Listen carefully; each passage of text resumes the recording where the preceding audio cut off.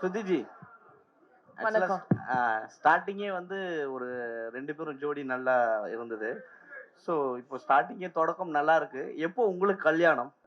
நான் முன்ன பேட்டிலாம் நெறைய சொல்லியிருக்கேன்ல. ஆமா. இப்படி அது இருந்தாலும் இன்ட்ரஸ்டடா பயங்கரமா நடிக்கணும் அப்படிலாம் நெனச்சதே இல்ல. கண்டிப்பா இல்ல.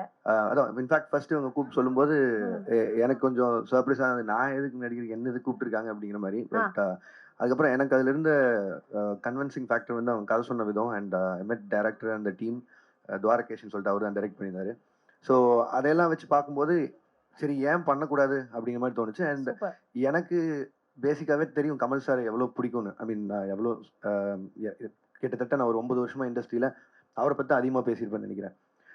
அவரோட வாய்ஸ் வந்து நான் ஏதோ ஒரு இடத்துல வர விஷுவல் பின்னாடி வரப்போகுது அப்படின்னா எனக்கு வந்து அது ஒரு ஆம், எ- சொல்லிக்கிற அளவுக்கு என்னோட ஃபிலிமோகிராஃபில ஏதோ ஒன்று நல்ல விஷயமா பட்டுச்சு. அண்ட் இதெல்லாம் தான் ஃபேக்டர்ஸ் சரின்னு சொன்னதுக்கு. பட் ஆனால் நான் அப்போ உங்ககிட்ட சொல்லிட்டு தான் இருந்தேன்.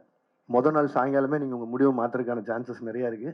பட் ஆனா அது எனக்கு பிரச்சனை இல்லை. நான் எடுத்துட்டு போயிடுவேன். நீங்க எதுக்கு ஒரு பேக்கப் ரெடி பண்ணி வச்சுக்கங்கன்னு சொல்லிட்டு தான் போனேன். பட் அவங்க டீம் எல்லாம் ரொம்ப ஃப்ரெண்ட்லியா இருந்தாங்க எல்லாமே. ஸோ அதனால பெரிய சேலஞ்சா தெரியல. அண்ட் அந்த வேலைக்கு இந்த வேலை ரொம்ப ஈஸியா இருக்கா? செமையா இருக்கே. அப்ப நீங்க நிறைய பண்ணணும். இல்ல இல்ல அப்படியா? சரி. என்ன இவங்க எல்லாம் என்ன வச்சிருக்காங்க? அவங்களுடைய ஃபீட்பேக் என்ன நம்ம கேட்டு தெரிஞ்சுக்கலாம். So, question and answer open for you all. நீங்க கேட்கலாம்.